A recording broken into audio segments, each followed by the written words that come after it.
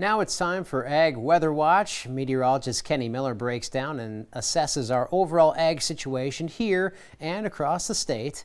Take a look. Ag Weather Watch on KX is sponsored by United Agronomy. In North Dakota, about 90% of the spring wheat has now been harvested, which remains near the 5-year average of 87%. In terms of quality, sample analysis continues at the Wheat Quality Lab at NDSU.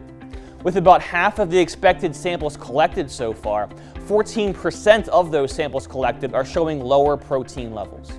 Now, while there are areas of low test weight, the regional average so far is still at 60.9 pounds per bushel, and the percent damaged is only at 0.9%.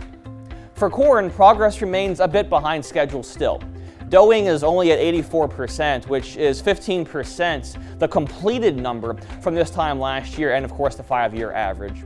Corn denting, which is the phase above that, remains 25% behind the 5-year average, and the percentage of mature corn is only at 5% this time this year.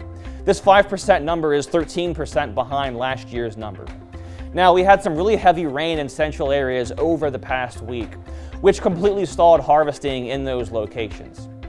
Many central areas saw in excess of 4 inches of rain. Fortunately, though, most south central areas and western locations continued to see ideal conditions temperature-wise and also remaining dry for the most part over the course of the last week or so. So even though our progress is still behind schedule, we expect completion to be reached before the end of the season.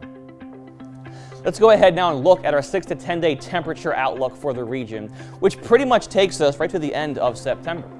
We are on track for continued above normal temperatures, which should put us in the 80s for some locations, and we may even squeeze in a few more 80s here and there. Precip-wise, for the last week of the month, we expect conditions to remain drier than normal, with very little rain expected over the course of the next week or so.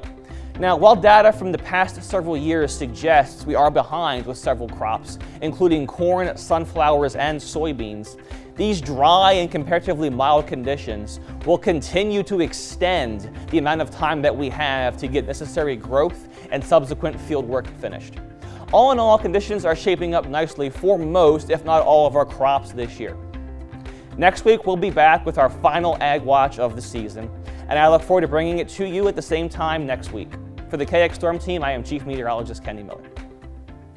And be sure to tune in again next week. Kenny will join us a bit later with another look at that forecast as well.